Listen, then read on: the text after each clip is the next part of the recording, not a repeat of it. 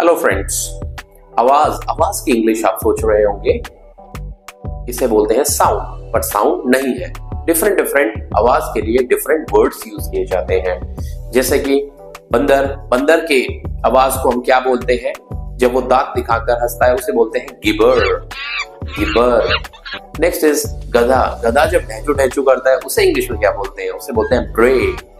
Next is हाथी, हाथी जब आवाज करता है सूंड उठाकर उसे बोलते हैं हम ट्रम्पेट।